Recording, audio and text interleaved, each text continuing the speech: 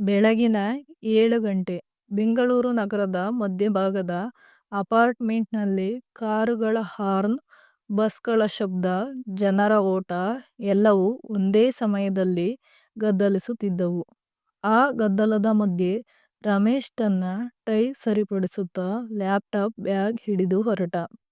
ಬೆಳಗ್ಗೆ ಏನಾದರೂ ತಿಂದು ಹೋಗಿ, ಸವಿತಾ ಅಡುಗೆ ಮನೆಯಿಂದ ಕರೆದಳು. ಸಮಯ ಇಲ್ಲ, ಆಫೀಸಿಗೆ ತಡವಾಗ್ತಿದೆ ಎಂದು ಬಾಗಿಲು ಮುಚ್ಚಿದ ಮಕ್ಕಳು ಬಾಗಿಲಿನ ಹತ್ತಿರ ನಿಂತು, ಅಪ್ಪ, ಇಂದು ಸ್ಕೂಲ್ನಲ್ಲಿ ಸ್ಪೀಚ್ ಇದೆ, ನನಗೆ ಶುಭಾಶಯ ಹೇಳಿ ಎಂದ ಅನನ್ಯ. ಓದು ಮಾಡು ಸಾಕು ಎಂದು ಕಣ್ಣೆತ್ತಿ ನೋಡದೆ ಹೊರಟ. ಮಗಳ ಮುಖದಲ್ಲಿ ಹೂವಿದ್ದ ನಗು ಒಂದು ಕ್ಷಣದಲ್ಲಿ ಒಣಗಿತು. ಮಗ ಆರವ್ ಅಮ್ಮನತ್ತ ನೋಡುತ್ತಾ, ಅಪ್ಪ ನಮ್ಮ ಮಾತೇ ಕೇಳ್ತಾರಲ್ಲ ಅಮ್ಮ ಎಂದು ಮುಗುಳ್ನಗುತ್ತಾ ಹೇಳಿದ. ಮನೆ ದೊಡ್ಡದಾಗಿದ್ದರೂ ಅಲ್ಲಿ ನಗು ಕಡಿಮೆ, ಮೌನ ಹೆಚ್ಚು. ಸವಿತಾಳ ದಿನ ಬೆಳಗ್ಗೆ 5 ಗಂಟೆಯಿಂದಲೇ ಶುರುವಾಗುತ್ತಿತ್ತು. ಅವಳು ಅಡುಗೆ ಮನೆಗೆ, ಮಕ್ಕಳ ಸಿದ್ಧತೆ, ಮನೆಯ ಕೆಲಸ ಎಲ್ಲವನ್ನೂ ನಿರಂತರವಾಗಿ ಮಾಡುತ್ತಾ ತನ್ನ ಸ್ವಂತ ಸಮಯವನ್ನೇ ಮರೆತಿದ್ದಳು. ಆದರೆ ಅವಳ ಮನಸ್ಸು ಯಾವಾಗಲೂ ಹೇಳುತ್ತಿತ್ತು, ನನ್ನ ಪತಿ ನನ್ನನ್ನು ಅರ್ಥ ಮಾಡಿಕೊಳ್ಳಲಿ, ನನ್ನ ಮಕ್ಕಳಿಗೆ ಸಂತೋಷ ಕೊಡಲಿ. ಮಕ್ಕಳು ಅಮ್ಮನ ಬಳಿ ಕುಳಿತು ತಮ್ಮ ಕನಸುಗಳನ್ನು ಹಂಚಿಕೊಳ್ಳುತ್ತಿದ್ದರು. ಅವಳು ಸಹನೆಯಿಂದ ಕೇಳಿ ಪ್ರೋತ್ಸಾಹಿಸುತ್ತಿದ್ದಳು. ಆದರೆ ಅದೇ ಮಾತುಗಳನ್ನು ಅಪ್ಪನ ಮುಂದೆ ಹೇಳಲು ಅವರಿಗೆ ಭಯವಾಗುತ್ತಿತ್ತು. ಅನನ್ಯ ಒಂದು ದಿನ ಕೇಳಿದಳು, ಅಮ್ಮ, ಅಪ್ಪ ಯಾವತ್ತೂ ನಗುವುದಿಲ್ಲವೇ? ಇತರರ ಅಪ್ಪಂದಿರಂತೆ ನಮ್ಮ ಜೊತೆ ಆಟ ಆಡೋಲ್ಲವೇ? ಸವಿತಾಳ ಕಣ್ಣೀರು ತುಂಬಿದರೂ ಮಗಳನ್ನು ನೋಡುತ್ತಾ ನಕಲಿ ನಗು ಮಾಡಿ ಹೇಳಿದಳು, ಅವರು ನಮಿಗಾಗಿ ಕೆಲಸ ಮಾಡ್ತಿದ್ದಾರೆ ಮಗಳೇ, ದಣಿವಾಗಿರ್ತಾರೆ.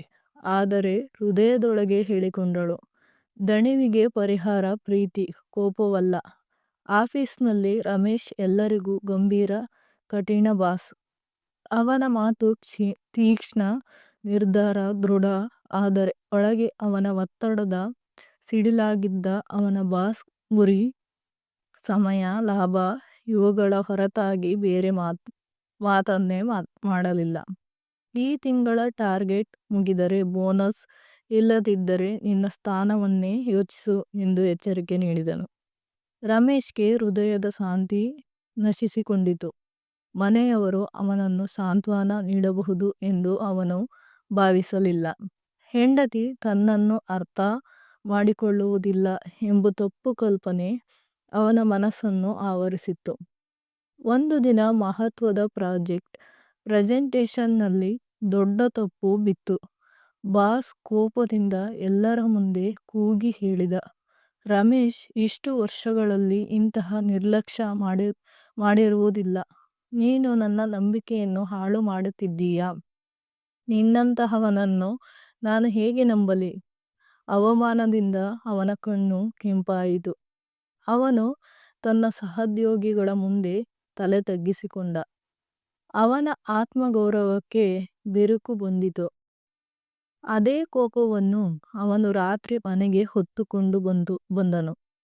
ಮಕ್ಕಳು ಟಿವಿ ನೋಡುತ್ತಾ ಅಮ್ಮನ ಜೊತೆ ಕುಳಿತಿದ್ದರು. ಬಾಗಿಲು ತೆರೆಯುತ್ತಿದ್ದಂತೆಯೇ ಅವನು ಗದರಿಸಿದ, ಮನೆ ಅಷ್ಟು ಬೆಳಕಿನಿಂದ ಕಂಗೊಳಿಸುತ್ತಾ ಇದೆಯೇ?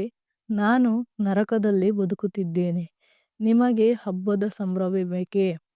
ಸವಿತಾ ಮೌನವಾಗಿದ್ದಳು. ಆದರೆ ಕೋಪದಲ್ಲಿ ರಮೇಶ್ ಮಿತಿಯನ್ನು ಮೀರಿ ಅವನು, ನೀನು ನನಗೆ ಯಾವ ಸಹಾಯ ಮಾಡ್ತೀಯ? ನನ್ನ ಜೊತೆ ನಿಲ್ಲುವುದಕ್ಕಿಂತ ಮನೆಗೆ ಕಟ್ಟಿಕೊಂಡಿರುವ ಹಗ್ಗದಂತಿದ್ದೀಯ ಎಂದ. ಸವಿತಾಳ ಕಣ್ಣೀರು ಕಣ್ಣಂಚಿನಿಂದ ಹರಿಯಿತು. ಮಕ್ಕಳು ಬೆಚ್ಚೆದ್ದು ಬಿದ್ದು ಅಮ್ಮನ ಹತ್ತಿರ ನಿಂತರು. ಅಷ್ಟರಲ್ಲಿ ಅನನ್ಯ ಧೈರ್ಯವಾಗಿ ಅಪ್ಪನ ಕಣ್ಣಲ್ಲಿ ನೋಡುತ್ತಾ ಹೇಳಿದಳು, ಅಪ್ಪ, ನೀವು ನಮಗೆ ಎಲ್ಲವನ್ನೂ ಕೊಡ್ತೀರಾ, ಆದರೆ ಒಂದು ಮಾತು ಕೊಡ್ತಿಲ್ಲ. ನಾವು ಪ್ರತಿದಿನ ಅಮ್ಮಂಗೆ ಹೇಳುತ್ತೇವೆ, ಅಮ್ಮ, ನೀನು ನಮ್ಮ ಹೀರೋ. ಆದರೆ ನೀವು ಅಮ್ಮಂಗೆ ಒಂದೇ ಒಳ್ಳೆಯ ಮಾತು ಆಡಿದರೆ ಅಮ್ಮನಿಗೆ ಎಲ್ಲ ನೋವು ಮರೆಯುತ್ತದೆ. ಅಪ್ಪ, ನಿಮ್ಮ ಕೋಪಕ್ಕಿಂತ ನಿಮ್ಮ ನಗು ನಮಗೆ ಬೇಕು. ಮಗು ಹೇಳಿದ ಮಾತು ಬಾಣದಂತೆ ರಮೇಶ್ ಹೃದಯಕ್ಕೆ ತಗುಲಿತು. ಅವನು ಅಚ್ಚರಿಯಿಂದ ಮೌನವಾಗಿ ಕುಳಿತ. ಅನನ್ಯ ಅನನ್ಯಾಳ ಮಾತು ಆ ಕ್ಷಣವೇ ಮನದಾಳದಲ್ಲಿ ಊರಿಕೊಂಡಿತ್ತು. ರಮೇಶನ ಕಿವಿಯಲ್ಲಿ ಮಗಳ ಧ್ವನಿ ಮರು ಕೇಳುತ್ತಿತ್ತು. ಅಪ್ಪ, ನಿಮ್ಮ ಕೋಪಕ್ಕಿಂತ ನಮ್ಮ ನಗು ನಮಗೆ ಬೇಕು. ಅವನು ಸೋಫಾದ ಮೇಲೆ ಮೌನವಾಗಿ ಕುಳಿತಿದ್ದ. ಸವಿತಾ ಏನೂ ಹೇಳದೆ ಅಡುಗೆ ಮನೆಯಲ್ಲಿ ಪಾತ್ರೆಗಳನ್ನು ಬಗ್ಗಿಸುತ್ತಿದ್ದಳು. ಆದರೆ ಅವಳ ಕಣ್ಣೀರು ತಟ್ಟನೆ ಜರಿಯುತ್ತಿತ್ತು. ಅವಳ ಮನಸ್ಸಿನಲ್ಲಿ ಪ್ರಶ್ನೆ. ನಾನು ಇಷ್ಟು ವರ್ಷ ಈ ಮನೆಯ ಬೆಳಕಾಗಲು ಶ್ರಮಿಸಿದ್ದೇನೆ. ನನ್ನ ಬಾಳಿಗೆ ಪತಿಯಾಗಿರುವವರು ಒಂದು ಸಿಹಿ ಮಾತನ್ನು ಆಡಲಾರನೆ. ಮಕ್ಕಳು ತಮ್ಮ ಕೊಠಡಿಗೆ ಹೋದರು. ನಿದ್ರೆ ಮಾಡಲಿಲ್ಲ. ಅವರ ಕಣ್ಣು ಕಿಟಕಿಯತ್ತ, ಮನಸ್ಸು ಅಪ್ಪನತ್ತ. ಅಪ್ಪ ಮತ್ತೆ ನಗುತ್ತಾರಾ, ನಮ್ಮ ಜೊತೆ ಆಟ ಆಡುತ್ತಾರಾ ಎಂಬ ಆಲೋಚನೆ ಮಗಳು ಮಗನ ಹೃದಯದಲ್ಲಿ. ರಾತ್ರಿ ತುಂಬ ಮನೆಯ ವಾತಾವರಣ ಗಾಢ ಮೌನದಿಂದ ಆವರಿಸಿತು. ಮೌನವು ಕೆಲವೊಮ್ಮೆ ಮಾತಿಗಿಂತ ಭಾರಿಯಾಗಿರುತ್ತದೆ. ಅದೇ ಮೌನ ಆ ಕುಟುಂಬವನ್ನು ಒಡೆದು ಹಾಕುತ್ತಿತ್ತು. ಅವನು ಹಾಸಿಗೆಯ ಮೇಲೆ ಮಲಗಿದರೂ ನಿದ್ರೆ ಬರಲಿಲ್ಲ ಅವನಿಗೆ. ಅವನ ಒಳ ಮನಸ್ಸಿನಲ್ಲಿ ಎರಡು ಧ್ವನಿಗಳು ಹೋರಾಡುತ್ತಿತ್ತು. ಒಂದು ಧ್ವನಿ ಹೇಳುತ್ತಿತ್ತು, ನೀನು ಸರಿ, ನೀನು ಕುಟುಂಬಕ್ಕೆ ಎಲ್ಲವನ್ನೂ ಕೊಡುತ್ತಿದ್ದೀಯ, ನಿನ್ನ ಮೇಲೊಂದು ತಪ್ಪು ಇಲ್ಲ. ಇನ್ನೊಂದು ಧ್ವನಿ ಹೇಳುತ್ತಿತ್ತು, ನೀನು ಪ್ರೀತಿ ಕೊಡುವುದಿಲ್ಲ, ಮಾತಿನ ಮೌಲ್ಯ ಅರಿಯುವುದಿಲ್ಲ, ಅದಕ್ಕೆ ಮನೆ ಕತ್ತಲಿನಿಂದ ತುಂಬಿದೆ. ರಮೇಶ್ ಮಲಗಿದ ಕಣ್ಣು ತೇವಗೊಂಡಿತು. ಆ ರಾತ್ರಿ ಅವನು ಜೀವನದಲ್ಲಿ ಮೊದಲ ಬಾರಿಗೆ ತನ್ನನ್ನು ತಾನೇ ಪ್ರಶ್ನಿಸಿಕೊಳ್ಳಲು ಶುರು ಮಾಡಿದನು. ರಾತ್ರಿ ನಿದ್ದೆ ಬಾರದ ರಮೇಶ್ ಕಿಟಕಿಯ ಹತ್ತಿರ ಕುಳಿತುಕೊಂಡ. ಹೊರಗಿನ ಬೆಳಕಿನ ಕಂಗೊಳ, ಟ್ರಾಫಿಕ್ನ ಶಬ್ದ, ಆದರೆ ಮನಸ್ಸು ಭಾರ. ಅವನು ನಿಧಾನವಾಗಿ ಹಳೆಯ ನೆನಪುಗಳನ್ನು ತೆರೆದನು. ಮದುವೆಯ ದಿನ ಸವಿತಾ ಮುದ್ದಾಗಿ ನಗುತ್ತಾ ಕೈ ಹಿಡಿದ ಕ್ಷಣ. ಆ ನಗುವಿನಲ್ಲಿ ಅವನಿಗೆ ಬದುಕಿನ ವಿಶ್ವಾಸ ಕಂಡಿತು. ಅವಳು ತನ್ನ ಹಳ್ಳಿಯ ಶಿಕ್ಷಕಿಯಾಗಿದ್ದ ಕೆಲಸ ಬಿಟ್ಟು ಅವನ ಜೊತೆ ನಗರಕ್ಕೆ ಬಂದು ಹೋರಾಡಿದ ಕ್ಷಣ. ಮಕ್ಕಳ ಜನನದ ದಿನ, ಅವಳ ನೋವಿನ ನಡುವೆ ತಾಳ್ಮೆಯ ನಗು. ಈ ಎಲ್ಲ ನೆನಪುಗಳು ಅವನ ಕಣ್ಣಲ್ಲಿ ಚಿತ್ರಗಳಂತೆ ಹರಿದವು. ಅವನು ಅರಿತುಕೊಂಡ, ಸವಿತಾಳ ಜೀವನವನ್ನೇ ನಾನು ಕತ್ತಲಿನಿಂದ ತುಂಬಿಸಿದ್ದೇನೆ. ನಾನು ಮಾತಿನ ಮೌಲ್ಯ ಮರೆತಿದ್ದೇನೆ. ಬೆಳಗ್ಗೆ ಎದ್ದಾಗ ಮನಸ್ಸಿನಲ್ಲಿ ಒಂದು ವಿಚಿತ್ರ ಸಂಕೋಚವಾಯಿತು. ಅವನು ಸವಿತಾಳ ಮುಖ ನೋಡಲು ಪ್ರಯತ್ನಿಸುತ್ತಿದ್ದನು. ಆದರೆ ಅವಳು ಸಾಮಾನ್ಯವಾಗಿ ಕೆಲಸಗಳಲ್ಲಿ ತೊಡಗಿಕೊಂಡು ಅವನತ್ತ ನೋಡಲಿಲ್ಲ. ಅವಳ ಮೌನವೇ ಅವನಿಗೆ ಶಿಕ್ಷೆಯಂತೆ ಅನಿಸಿತು. ಮಕ್ಕಳು ಟೇಬಲ್ ಬಳಿ ಕುಳಿತು ಉಪಹಾರ ತಿನ್ನುತ್ತಿದ್ದರು. ಅವರ ಮಾತುಗಳು ನಿಧಾನವಾಗಿದ್ದವು. ಕಣ್ಣುಗಳಲ್ಲಿ ಇನ್ನೂ ಗಾಬರಿ. ಅನನ್ಯ ಅಪ್ಪನತ್ತ ನೋಡಿದರೂ ತಕ್ಷಣ ಕಣ್ಣು ತಿರುಗಿಸಿಕೊಂಡಳು. ರಮೇಶ್ ಮನಸ್ಸಿನಲ್ಲಿ ಯೋಚಿಸಿದ, ನಾನು ನಿನ್ನೆ ಮಾಡಿದ ತಪ್ಪುಗಳನ್ನು ಹೇಗೆ ತಿದ್ದಿಕೊಳ್ಳಲಿ? ನನ್ನ ಮಕ್ಕಳು ನನ್ನ ಮೇಲೆ ಮತ್ತೆ ನಂಬಿಕೆ ಇಡಬೇಕಾದರೆ ಏನು ಮಾಡಲಿ? ಅವನ ಒಳಗೆ ಪಶ್ಚಾತ್ತಾಪ ಬೆಳೆದು ದೊಡ್ಡ ಅಲೆ ಆಗಿ ಹೊಡೆಯುತ್ತಿತ್ತು. ಆಫೀಸಿಗೆ ಹೋಗುವ ಸಮಯ ಹತ್ತಿರವಾಗಿತ್ತು. ರಮೇಶ್ ಶರ್ಟ್ ಬಟನ್ ಹಾಕುತ್ತಾ ಕಣ್ಣೆದುರಿಗೆ ಕನ್ನಡಿ ನೋಡಿದ. ಅವನ ಮುಖದಲ್ಲಿ ಗಂಭೀರತೆ ಇದ್ದರೂ ಕಣ್ಣಿನಲ್ಲಿ ಅಸಹನೆ, ನೋವು. ಅವನು ತನ್ನ ಪ್ರತಿಬಿಂಬವನ್ನೇ ಕೇಳಿದ. ಹಣ, ಹುದ್ದೆ, ಗೌರವ ಇವೆಲ್ಲವನ್ನೂ ಕಟ್ಟಿ ತಂದಿದ್ದೇನೆ. ಆದರೆ ನನ್ನ ಮನೆ, ನನ್ನ ಹೆಂಡತಿ, ನನ್ನ ಮಕ್ಕಳು ಇವೆಲ್ಲರನ್ನೂ ಕಳೆದುಕೊಂಡರೆ ಇದರ ಅರ್ಥವೇನು? ಅವನ ಮನಸ್ಸು ತೀರ್ಮಾನಿಸಿತು. ಇನ್ನು ಮುಂದೆ ತನ್ನ ಕುಟುಂಬದತ್ತ ಗಮನ ಕೊಡಬೇಕು. ಅವರ ಹೃದಯ ಗೆಲ್ಲಬೇಕು. ಒಂದು ಸಿಹಿ ಮಾತು ಹೇಳುವುದೇ ತನ್ನ ದೊಡ್ಡ ಹೊಣೆ ಎಂದುಕೊಂಡನು. ಅವನು ಮನಸ್ಸಿಗೆ ಹೇಳಿಕೊಂಡ, ಇಂದಿನಿಂದಲೇ ನನ್ನ ಬದುಕನ್ನು ಬದಲಿಸಬೇಕು.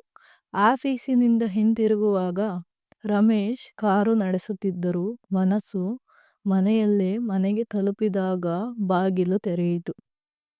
ಸವಿತಾ ಎಂದಿನಂತೆ ಮೌನದಿಂದ ಬಾಗಿಲು ತೆರೆದಳು. ಆ ಕ್ಷಣ ಅವನು ತಕ್ಷಣವೇ ಹೇಳಿದ, ಸವಿತಾ, ಇವತ್ತು ನಾನು ತಿಂದೆ ಬಂದುಬಿಟ್ಟೆ. ನೀನು ಅಡುಗೆ ಮಾಡಿದರೂ ಬೇಡವೆಂದುಕೊಂಡೆ. ನಿನಗೆ ಸ್ವಲ್ಪ ವಿಶ್ರಾಂತಿ ಸಿಗಲಿ ಅಂದೆ. ಸವಿತಾಳ ಕಣ್ಣು ಅವನತ್ತ ತಿರುಗಿತು. ಅವಳಿಗೆ ಇದು ಅಪರೂಪದ ಮಾತು. ಅವಳ ಮನಸ್ಸಿಗೆ ಸಣ್ಣ ನಗು ಮೂಡಿತು. ಆದರೆ ಅವಳು ಮೌನವಾಗಿಯೇ ಅಡುಗೆ ಮನೆಯಲ್ಲಿ ಮುಂದುವರೆದರು. ಮಕ್ಕಳು ಹೋಂವರ್ಕ್ ಮಾಡುತ್ತಿದ್ದರು. ರಮೇಶ್ ಅವರ ಹತ್ತಿರ ಕುಳಿತು ಕೇಳಿದ, ಅನನ್ಯ, ನಿನ್ನ ಸ್ಪೀಚ್ ಹೇಗಾಯಿತು ಮಗಳೇ? ನನಗೆ ಹೇಳು. ಅನನ್ಯ ಆಶ್ಚರ್ಯದಿಂದ ಅಪ್ಪನತ್ತ ನೋಡಿದಳು. ಅಪ್ಪ, ನೀವು ಕೇಳ್ತೀರಾ? ನನ್ನ ಸ್ಪೀಚ್ ಚೆನ್ನಾಗಿ ಆಯಿತು. ಎಲ್ಲರೂ ಚಪ್ಪಾಳೆ ತಟ್ಟಿದರು. ಆರವ್ ಕೂಡ ತಕ್ಷಣ ಹೇಳಿದನು, ಅಪ್ಪ, ನಾನು ಇಂದು ಪೇಂಟಿಂಗ್ ಮಾಡಿದೆನು. ನೀನು ನೋಡ್ತೀಯಾ? ಖಂಡಿತ ನೋಡುವೆ, ಬಾ ತೋರಿಸು ಎಂದ ರಮೇಶ್. ಮಕ್ಕಳ ಕಣ್ಣುಗಳಲ್ಲಿ ಆನಂದದ ಹೊಳಪು ತಟ್ಟಗೆ ಬೆಳೆಯಿತು. ಅವರಿಗೆ ಅನಿಸಿತು, ಅಪ್ಪ ಮತ್ತೆ ನಮ್ಮವನಾಗ್ತಿದ್ದಾರೆ. ಸವಿತಾಳ ಹೃದಯದಲ್ಲಿ ವರ್ಷಗಳಿಂದ ತುಂಬಿದ್ದ ನೋವು ಇನ್ನೂ ಸಂಪೂರ್ಣ ಕಳಚಿರಲಿಲ್ಲ. ಆದರೂ ಅವಳು ಗಮನಿಸಿದಳು. ರಮೇಶನ ಮುಖದಲ್ಲಿ ಮೃದು ಸ್ವರ, ಮಾತಿನಂತೆ ಶಾಂತಿ. ಅವಳ ಮನಸ್ಸು ಹೇಳಿತು, ಬಹುಶಃ ಅವನು ನಿಜವಾಗಿಯೂ ಬದಲಾಗುತ್ತಿದ್ದಾನೇನೋ. ಆ ರಾತ್ರಿ ಅವನು ನಿಧಾನವಾಗಿ ಹೇಳಿದ, ಸವಿತಾ, ನನಗೆ ನಿನ್ನ ಮಾತುಗಳನ್ನು ಕೇಳಲು ಇಷ್ಟು ದಿನ ಸಮಯವೇ ಇರಲಿಲ್ಲ. ಆದರೆ ಇನ್ನು ಮುಂದೆ ನಾನು ಬದಲಾಗಬೇಕು. ನನಗೆ ಸಹಾಯ ಮಾಡುತ್ತೀಯಾ? ಅವಳ ಕಣ್ಣುಗಳಲ್ಲಿ ತೇವವಾಯಿತು. ನೀನು ನನ್ನ ಮಾತು ಕೇಳಿದರೆ ನನಗೆ ಸಾಕು ಎಂದಳು. ಅಂದು ಶನಿವಾರ. ರಮೇಶ್ ಬೆಳಗ್ಗೆ ಎಲ್ಲರನ್ನೂ ಎಬ್ಬಿಸಿ ಹೇಳಿದ, ಇಂದು ನಾವು ಎಲ್ಲರೂ ಒಂದೆಗೂ ಹೋಗೋಣ. ಸಿನಿಮಾ, ಪಾರ್ಕ್, ಏನಾದರೂ. ನಾನು ನಿಮಗೆ ಸಮಯ ಕೊಡಲು ಬಯಸುತ್ತೇನೆ. ಮಕ್ಕಳು ಹರ್ಷದಿಂದ ಕೂಗಿ ನಗಿದರು. ಸವಿತಾಳಿಗೂ ಆಶ್ಚರ್ಯವಾಯಿತು. ಅವನು ಇಷ್ಟೊಂದು ವರ್ಷಗಳಲ್ಲಿ ಕುಟುಂಬದೊಂದಿಗೆ ದಿನವಿಡೀ ಸಮಯ ಕಳೆಯಲು ಮುಂದೆ ಬಂದಿರಲಿಲ್ಲ. ಪಾರ್ಕ್ನಲ್ಲಿ ಮಕ್ಕಳು ಓಡಾಡುತ್ತಿದ್ದಾಗ ರಮೇಶ್ ಸವಿತಾಳ ಹತ್ತಿರ ಕುಳಿತುಕೊಂಡ. ನೀನು ಇಷ್ಟು ವರ್ಷ ಎಷ್ಟು ತಾಳ್ಮೆಯಿಂದ ನನ್ನ ಜೊತೆ ಬದುಕಿದ್ದೀಯ. ನಿನ್ನ ತಾಳ್ಮೆಗೆ ನಾನು ಸಾಲಿಯಾಗಿದ್ದೇನೆ ಎಂದನು. ಸವಿತಾಳ ಕಣ್ಣುಗಳಿಂದ ಸಂತೋಷದ ಕಣ್ಣೀರು ಹರಿಯಿತು. ಅವಳಿಗೆ ಅನಿಸಿತು, ನನ್ನ ತ್ಯಾಗ ಇಂದು ಅರ್ಥವಾಗುತ್ತಿದೆ. ಮನೆಗೆ ಹಿಂತಿರುಗಿದಾಗ ವಾತಾವರಣವೇ ಬದಲಾಗಿತ್ತು. ಮಕ್ಕಳ ನಗು, ಪತಿಯ ಮಾತು, ಹೆಂಡತಿಯ ಸಂತೋಷ ಇವೆಲ್ಲವೂ ಆ ಮನೆಯನ್ನು ಸೊಬಗುಗೊಳಿಸಿತು. ರಾತ್ರಿ ಊಟದ ವೇಳೆ ರಮೇಶ್ ಹೇಳಿದ, ನನಗೆ ಜೀವನದಲ್ಲಿ ದೊಡ್ಡ ಪಾಠ ಕಲಿಸಿದ್ದು ನಿಮ್ಮಿಂದಲೇ. ಒಂದು ಸಿಹಿ ಮಾತು, ಅದು ಮನೆಗೆ ಬೆಳಕು. ನಾನು ಅದನ್ನು ಮರೆತಿದ್ದೆ. ಇನ್ನು ಮುಂದೆ ನಾನು ಮರೆಯುವುದಿಲ್ಲ. ಅವನು ಸವಿತಾಳ ಕೈ ಹಿಡಿದ. ಮಕ್ಕಳು ಚಪ್ಪಾಳೆ ತಟ್ಟಿದರು. ಆ ಮನೆಗೆ ಮತ್ತೆ ಪ್ರೀತಿ, ನಗು, ಒಗ್ಗಟ್ಟು ಮರಳಿ ಬಂದಿತು. ರಮೇಶ್ ಮನದಲ್ಲಿ ಬದಲಾಯಿತು. ಆಫೀಸಿನಲ್ಲಿಯೂ ಬದಲಾವಣೆ ಕಾಣಿಸಿತು. ಇದುವರೆಗೂ ಅವನು ಕೇವಲ ಗುರಿ, ಟಾರ್ಗೆಟ್, ಲಾಭದ ಮಾತು ಮಾಡುತ್ತಿದ್ದ. ಈಗ ಸಹೋದ್ಯೋಗಿಗಳ ಜೊತೆ ಮಾತು ಮೃದುವಾಯಿತು. ಒಬ್ಬ ಸಹೋದ್ಯೋಗಿ ಹೇಳಿದರು, ಸರ್, ಇತ್ತೀಚೆಗೆ ನಿಮ್ಮ ಜೊತೆ ಮಾತನಾಡೋದಕ್ಕೆ ಭಯವೇ ಇಲ್ಲ. ನೀವು ಶಾಂತವಾಗಿ ಕೇಳ್ತೀರಾ. ರಮೇಶ್ ಮನಸ್ಸಿನಲ್ಲಿ ನಗು ಬಂತು. ಮನೆಯ ಬದಲಾವಣೆ ನನ್ನ ಬದುಕಿನ ಎಲ್ಲ ಕಡೆ ಬೆಳಕು ಹರಡುತ್ತಿದೆ. ಅನನ್ಯ ಶಾಲೆಯೊಂದರಲ್ಲಿ ನಡೆದ ಪೋಷಕರ ಸಭೆಗೆ ಅಪ್ಪನನ್ನೇ ಕರೆದುಕೊಂಡು ಹೋದಳು. ಅವಳು ಸಂತೋಷದಿಂದಲೇ ಸ್ನೇಹಿತರಿಗೆ ಪರಿಚಯ ಮಾಡಿಸಿದಳು. ಇವರು ನಮ್ಮ ಅಪ್ಪ. ಈಗ ಅವರು ನಮ್ಮ ಜೊತೆ ತುಂಬಾ ಸಮಯ ಕಳೆಯುತ್ತಾರೆ. ರಮೇಶ್ ಆ ಮಾತು ಕೇಳಿ ಕಣ್ಣೀರು ತಡೆದುಕೊಳ್ಳಲಿಲ್ಲ. ಅವನಿಗೆ ಅರ್ಥವಾಯಿತು, ಮಕ್ಕಳ ಹೃದಯದಲ್ಲಿ ತನ್ನ ಸ್ಥಾನ ಮತ್ತೆ ದೃಢವಾಗಿದೆ. ಆರವ್ ಚಿತ್ರ ಪ್ರದರ್ಶನದಲ್ಲಿ ಬಹುಮಾನ ಪಡೆದ. ಅವನು ಸ್ಟೇಜ್ ಮೇಲೆ ಹೋದಾಗ ಕಣ್ಣಾರೆ ಅಪ್ಪನತ್ತ ನೋಡಿದ. ಅವನಿಗೆ ಶಕ್ತಿ ಬಂದದ್ದು ಅಪ್ಪನ ನಗುವಿನಿಂದ. ಒಂದು ಸಂಜೆ ಸವಿತಾ ಕಿಟಕಿಯ ಹತ್ತಿರ ಕುಳಿತುಕೊಂಡು ಆಕಾಶ ನೋಡುತ್ತಿದ್ದಳು. ರಮೇಶ್ ಅವಳ ಬಳಿ ಬಂದು ಕೇಳಿದ, ಏನು ನೋಡ್ತೀಯಾ? ಅವಳು ಮೃದುವಾಗಿ ನಗುತ್ತಾ ಹೇಳಿದಳು, ಹಿಂದೆ ನಾನೊಬ್ಬಳೇ ನಕ್ಷತ್ರಗಳ ಜೊತೆ ಮಾತನಾಡುತ್ತಿದ್ದೆ. ಈಗ ನನಗೆ ಅವಶ್ಯಕತೆಯೇ ಇಲ್ಲ, ಏಕೆಂದರೆ ನನ್ನ ಜೊತೆ ನೀನೇ ಇದ್ದೀಯ. ಅವನ ಕಣ್ಣಲ್ಲಿ ಆಳವಾಗಿ ನೋಡಿದ. ಎರಡು ಮನಸ್ಸುಗಳು ಒಂದೇ ಮಾತು ಹೇಳಿದವು, ಪ್ರೀತಿ ಮರಳಿ ಬಂದಿದೆ. ಹಿಂದೆ ಊಟದ ಸಮಯದಲ್ಲಿ ಎಲ್ಲರೂ ತಮ್ಮ ತಮ್ಮ ಕೆಲಸಗಳಲ್ಲಿ ತೊಡಗಿಕೊಂಡಿದ್ದರು. ಆದರೆ ಈಗ ಪ್ರತಿದಿನ ರಾತ್ರಿ ಊಟ ಎಲ್ಲರೂ ಒಟ್ಟಿಗೆ. ಮಕ್ಕಳು ತಮ್ಮ ಕತೆ ಹೇಳುತ್ತಾರೆ. ಸವಿತಾ ತನ್ನ ದಿನದ ಅನುಭವ ಹಂಚಿಕೊಳ್ಳುತ್ತಾಳೆ. ರಮೇಶ್ ಗಮನವಿಟ್ಟು ಕೇಳುತ್ತಾನೆ. ರಮೇಶ್ ನಗುತ್ತಾ ಹೇಳಿದರು, ನನ್ನ ನಿಜವಾದ ಗೆಲುವು ನನ್ನ ಮನೆ, ನನ್ನ ಹೆಂಡತಿ, ನನ್ನ ಮಕ್ಕಳು. ನಾನು ಅವರನ್ನು ಕಳೆದುಕೊಳ್ಳುವ ಹಂತಕ್ಕೆ ಬಂದಿದ್ದೆ. ಆದರೆ ಅವರು ನನ್ನನ್ನು ಮರಳಿ ಸ್ವೀಕರಿಸಿದರು. ಅದೇ ನನ್ನ ಅತ್ಯಂತ ದೊಡ್ಡ ಸಾಧನೆ. ಅವನು ಮನಸ್ಸಿನಲ್ಲಿ ಪ್ರತಿಜ್ಞೆ ಮಾಡಿಕೊಂಡ, ಮಾತಿನ ಮೌಲ್ಯವನ್ನು ಎಂದಿಗೂ ಮರೆಯುವುದಿಲ್ಲ. ನಗೆ ಒಂದು ಹೊಸ ಸಂಸ್ಕೃತಿ ಬಂದಿದೆ. ಸಹವಾಸ, ಮಾತಿನ ಮೌಲ್ಯ, ಹೃದಯದ ಹತ್ತಿರತೆ. ಒಂದು ದಿನ ರಮೇಶ್ ತನ್ನ ಸ್ನೇಹಿತನ ಜೊತೆ ಕಾಫಿ ಕುಡಿದಿದ್ದ. ಸ್ನೇಹಿತನು ಕೇಳಿದ, ನೀನು ಹುದ್ದೆಯಲ್ಲಿ ದೊಡ್ಡ ಸ್ಥಾನ ಪಡೆದೆ. ಆದರೆ ನಿನ್ನ ಬದುಕಿನ ದೊಡ್ಡ ಗೆಲುವು ಯಾವುದು ಎಂದುಕೊಂಡಿದ್ದೀಯಾ? ರಮೇಶ್ ನಗುತ್ತಾ ಹೇಳಿದರು, ನನ್ನ ನಿಜವಾದ ಗೆಲುವು ನನ್ನ ಮನೆ, ನನ್ನ ಹೆಂಡತಿ, ನನ್ನ ಮಕ್ಕಳು. ನಾನು ಅವರನ್ನು ಕಳೆದುಕೊಳ್ಳುವ ಹಂತಕ್ಕೆ ಬಂದಿದ್ದೆ. ಆದರೆ ಅವರು ನನ್ನನ್ನು ಮರಳಿ ಸ್ವೀಕರಿಸಿದರು. ಅದೇ ನನ್ನ ಅತ್ಯಂತ ದೊಡ್ಡ ಸಾಧನೆ. ಅವನು ಮನಸ್ಸಿನಲ್ಲಿ ಪ್ರತಿಜ್ಞೆ ಮಾಡಿಕೊಂಡ, ಮಾತಿನ ಮೌಲ್ಯವನ್ನು ಎಂದಿಗೂ ಮರೆಯುವುದಿಲ್ಲ. ಅನನ್ಯ ಮತ್ತು ಆರವ್ ತಮ್ಮ ಅಪ್ಪನ ಜನ್ಮದಿನಕ್ಕೆ ಸಣ್ಣ ಉಡುಗೊರೆ ತಯಾರಿಸಿದರು.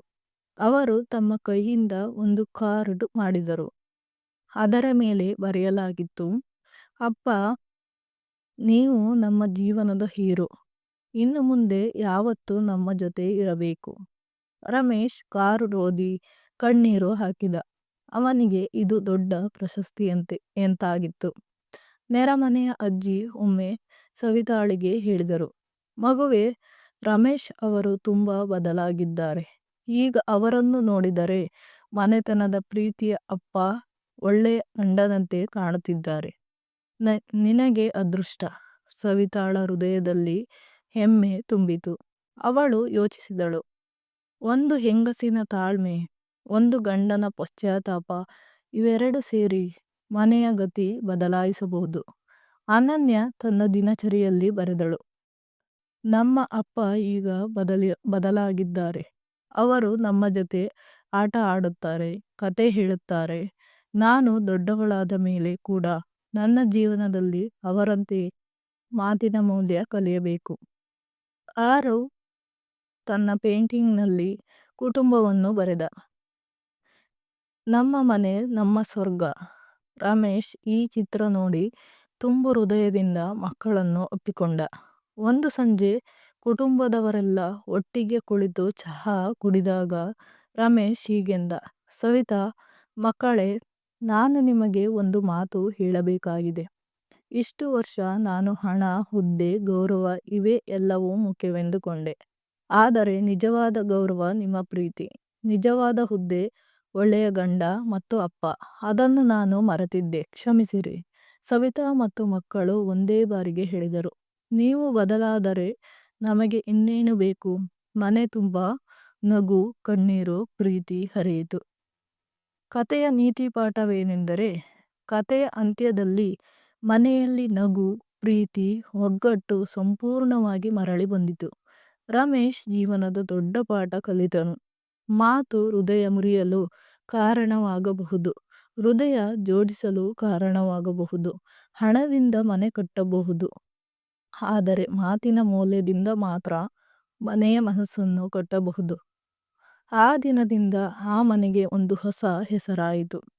ಮಾತಿನ ಮನೆಯಲ್ಲಿ ಸಂತೋಷ ಬೆಳಕು ಮೂಡಿತು. ಪ್ರೀತಿಯ ವೀಕ್ಷಕರೇ, ನಿಮಗೆ ಈ ಕತೆ ಇಷ್ಟವಾದರೆ ಒಂದು ಲೈಕ್ ಕೊಡಿ ಮತ್ತು ಕಥೆಯ ಬಗ್ಗೆ ನಿಮ್ಮ ಅನಿಸಿಕೆ ಮತ್ತು ಅಭಿಪ್ರಾಯಗಳನ್ನು ಕಮೆಂಟ್ ಮೂಲಕ ತಿಳಿಸಿ.